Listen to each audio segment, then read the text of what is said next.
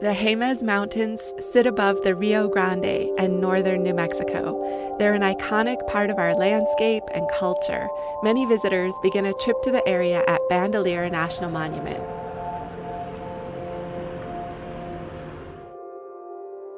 We're right here in the headquarters area. In front of me is the Main Loop Trail, which is one of our main attractions. And if you come here, you really won't notice much of a difference. So visitors coming to the park today, 6 years after Las Conchas, what are they going to see when they come here? So Las Conchas burned over 60% of the park. And then we also had major flooding following Las Conchas, the most severe of which was in 2013, that caused a lot of additional damage. So a lot of what we've been doing for the past 6 years since the fire and floods has been kind of emergency response, trying to get our infrastructure back in place, rebuilding trails. You know, the pedestrian bridge you see downstream there, that was washed out. We lost over 40% of our parking. So our initial work was trying to get the park back open to the public, make sure it was safe. And people have a deep emotional connection to Bandelier and to this landscape. When you talk to people in the community, they tell stories about fishing with their grandfather in the beaver ponds up on the Frijoles. They talk about, you know, the hikes they took as children, going to the waterfalls here in Bandelier, or going to the backcountry in Boy Scouts. And you know, those are really important connections people have. And so within, you know, less than a generation, these places have changed so drastically that those emotional connections have been impacted. We've got large areas of ponderosa forest or mixed conifer forest that have now transitioned into shrubs and grasslands, and we don't know if those forests are going to regenerate naturally. We don't know if those shrublands are going to be sort of the more permanent type of forest that we have, and we're really trying to figure that out right now.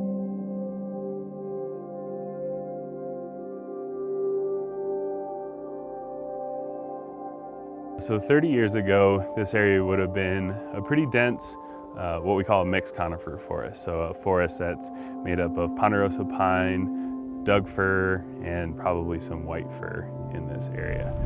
Pretty typical northern New Mexico mix of trees in that kind of high elevation forest. This area has burned twice, once in 1996 during the Dome Fire, and again in 2011 during Las Conchas.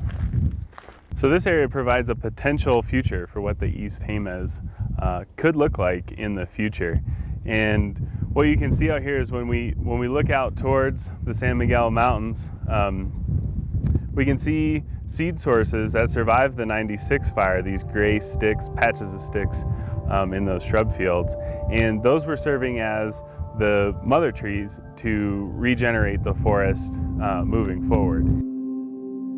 So one of the most remarkable things about Las Conchas was the size of the high severity patches. And so by high severity, we mean the patches that were left essentially without any living trees, so no seed sources. In some places in Las Conchas, those high severity patches were 30,000 acres. Ponderosa pine just aren't well adapted to recover after high severity fire. And so when you get these large patches of high severity fire, ponderosa pine doesn't have any adaptation. There's no mechanism for it to quickly and rapidly recolonize these patches.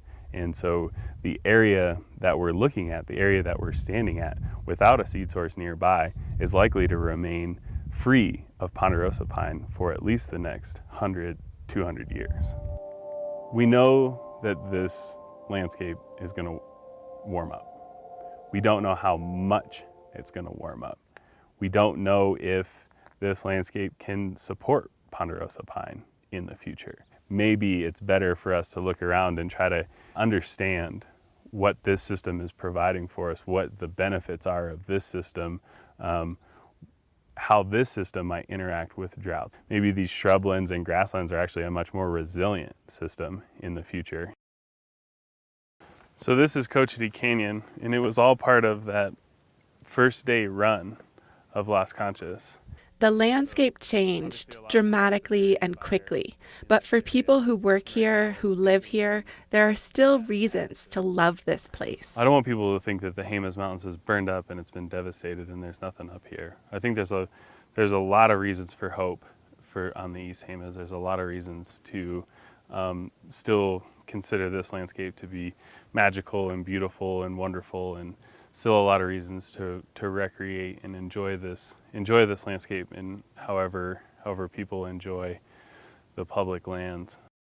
These changes aren't unique to Bandelier, and they're not unique to the Jemez Mountains or to northern New Mexico. These types of changes with high severity wildfire, longer, hotter droughts, and impacts to vegetation and forest are happening all over New Mexico and all over the American Southwest. And as the temperatures get hotter and as droughts become more severe, we're going to see more of these fires and more of these changes across the entire western U.S. And so I think it's important for all of us to care about these changes and what they mean, not just to recreation, but to local communities who have these emotional connections to the place, and to tribes who have used these lands and collected plants and materials here for hundreds or thousands of generations.